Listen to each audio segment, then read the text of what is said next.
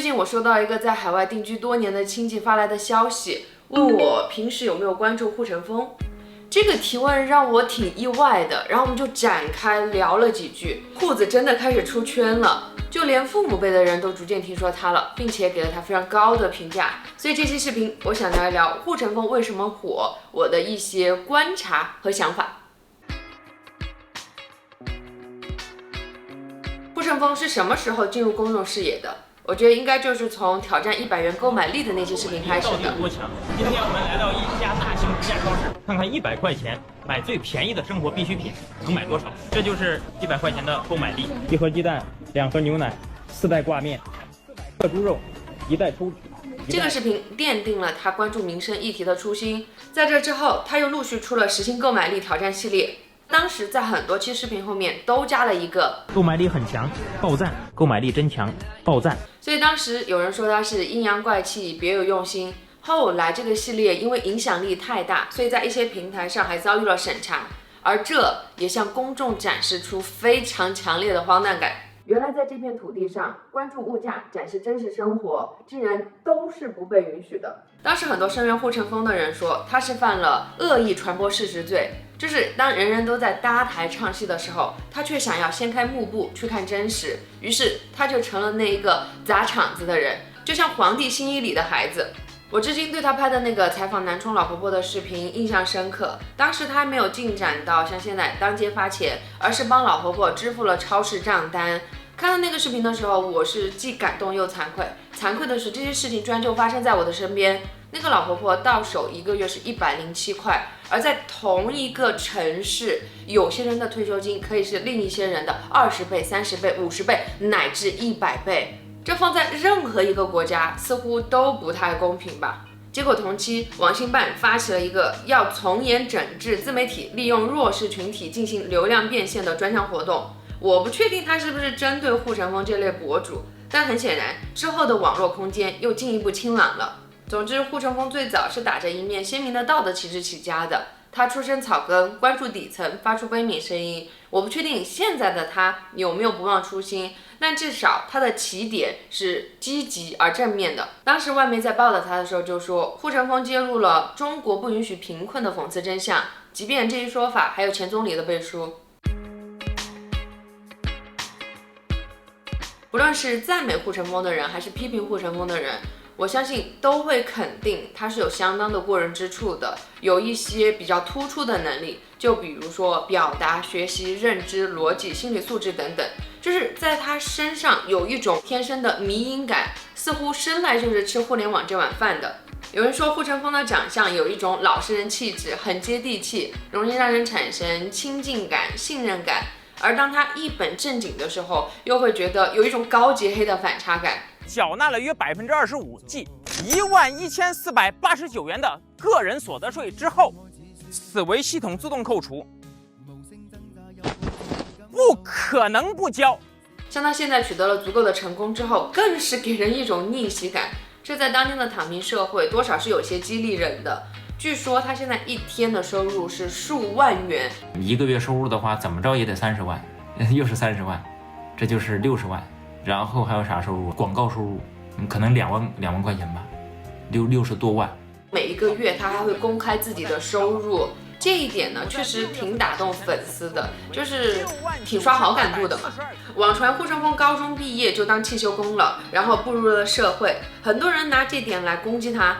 北京时间10月27号下午3时 ，iPhone 10手机正式接受预定，开放预定几分钟之后。但我却觉得这恰恰说明当今大学教育的无力，可有可无。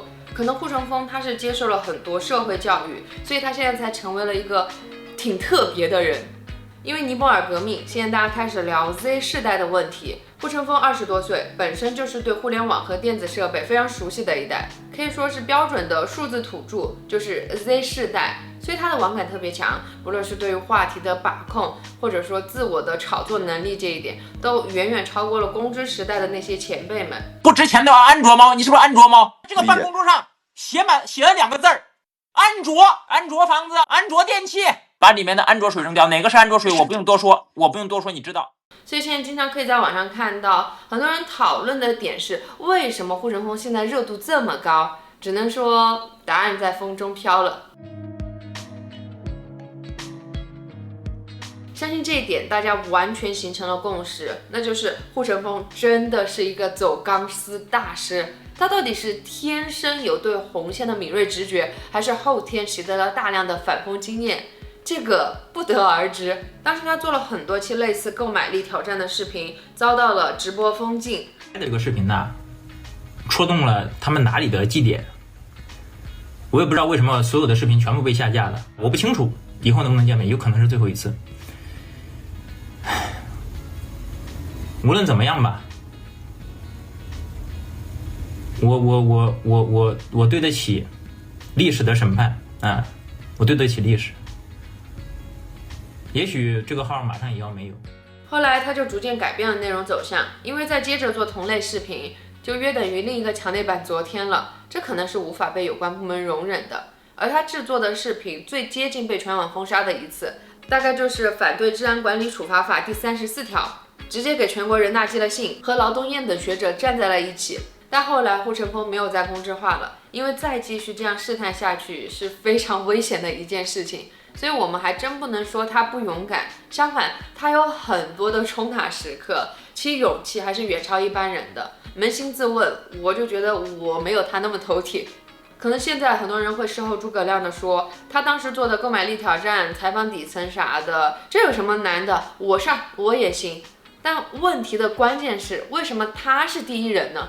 相信很多人都知道，当年党妹和李佳琦事件，两者都是因为无知而触碰到了审查红线，但在护城锋身上却完全没有出现过这种李佳琦悖论。因此，当护城锋能做到方方面面都不越线的时候，这恰巧证明了他对所有内容是了如指掌。曾经有人来爆破他，他很快就识别出了王局的声音，直接表达观点，直接表达观点。这里的这个年轻人名字叫做护城。下一个啊，而关于那个关乎他生死的问题，他马上反应出来，并记出了那句经典的严重违反直播规范啊！这种人严重违反直播规范，我第一时间给他挂掉。之前我看网上很多人都质疑过，跟护城锋连麦的那些网民，到底是不是他请过来的演员？如果不是，怎么会二到那种程度？就经常会出现一些愤怒且奇葩的粉红。索尼说第一，没有人敢说第二的，就是几乎所有的手机的 CMOS 都是索尼的。如果是他请的，那为什么会找到这么优秀的演员呢？总之太有节目效果了。所以有人说，假设那些人都不是请的反串演员的话，那护城锋赚大钱还真没什么好眼红的，那算是精神损失费了。毕竟要和那么多奇葩的人打交道，所以他身上聚集了很多当下时代的特点，就是在一个言论极度受限的环境下，他的直播间变成了两派人马短兵相接的战场。就哪两派呢？可能就护城锋自己说的苹果派和安卓派，或者是峰哥的馒头派和面包派，又或者是多年前的蓝色派和黄色派。曾经我有个朋友给我说，他很喜欢看《非诚勿扰》节目，但主要是把它当做一个观察中国社会的窗口，而不是娱乐节目。这种研究型视角可以捕捉到很多值得玩味的社会切片。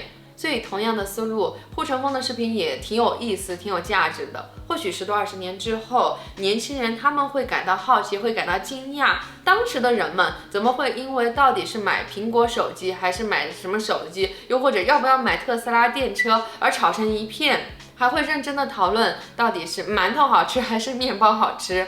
当然，历史的走向可能是不同的，或许那个时候的年轻人又会感到很疑惑，并不明白节目当中指的苹果、特斯拉、山姆是什么。总之，护城锋在这个压抑时代成功独辟蹊径，成为了一些人的互联网嘴替，也成为了一些人的情绪垃圾桶。当一幕幕荒诞戏码轮番上演的时候，我们不得不承认，这就是现实的照应。不过现在也越来越替他有点担心了，因为他现在被贴标签上立场了，就是看到越来越多的人说他是什么美利坚最锋利的剑、滑稽美人、西奴直人汉奸，这当然不是一个好的信号了。这个老有人说我是什么美利坚，什么最锋利的剑，就我实在是不懂这是什么意思。其实我平时挺少看护城风的，主要是没太多时间。但是为了写这一期评论，我还特地的花了一些时间去研究护学。接下来直接说结论，护城风的观点有时候确实挺极端、挺傲慢的，经常抛出一些暴论，看上去有一种为了博流量而刻意造梗引战的感觉。就比如，安卓都是低端手机，大部分安卓用户根本负担不起 iPhone。这一点我觉得混淆了国行和原生安卓。我自己就有在用 Pixel， 我觉得很好用啊，谷歌全家桶就很方便嘛，而且还集成了很好的翻译功能。又比如说，我告诉你，我这个结论我再说一遍，大部分家庭的年夜饭不如麦当劳好吃，这个结论我再跟你说一遍。中国确实有比较贫困的家庭，或者生活不够精致、做饭不够好吃的家庭，但毕竟无法量化。你抛出这一个观点，那无疑就是让大家吵来吵去，互相攀比，甚至还会搞出地域黑。而护城风的视频在我看来比较有价值的地方在于3点。第一个就是真实报道和很多底层人士对话，让大家看到了时代的一粒沙，看到那些盛世中的蝼蚁，这本就是机构媒体应该做的事情，只是他们不想做或者不能做。第二就是消弭信息差，比如他也去国外做了很多购买力挑战，让很多人看到国外也并非那么水深火热。如果要屏蔽这些视频，那会显得太不自信了，所以也让一些人看到了有别于宣传的内容。第三就是传播常识，比如他经常提到的纳税人意识、公民意识、现代医学、开放社会，这些都属于基本常识，但在中国常识实在太稀缺了，这就显得还愿意传播常识者非常可贵。还有就是护城风其实很擅长把一些核心逻辑、正确观点进行包装，就比如他提到的那个山姆城市指数。很多人都评论说，其实很有道理的。山姆毕竟是一家大型企业，必然只会投资有活力的城市，并且经过充分论证。无脑相信他的眼光自然没什么错，但在理不通这个逻辑的人看来，这就是在无脑捧美国了。当然，护城风说常识的这个水平，个人觉得是不如基本常识的作者向栋梁这些人的。只是说时代就是现在大家是更喜欢看短视频，不喜欢看长文这一些的，这个时代的特点嘛。曾经我看到有人说护城风的时候，说他是这个时代的韩寒，当然也有很多人不同意，说护城风怎么能和韩寒比呢？然后就上网搜了一下，发现在2010年的时候，当时韩寒有一篇南都周刊专访的报道很有意思，他当时很谦虚，说这个社会实在太不痛不痒了，所以挠一下就特别痒，而他只是写了几篇杂文而已，无奈成就了公共知识分子的名声。他说时无英雄，让我这样的庶子成名。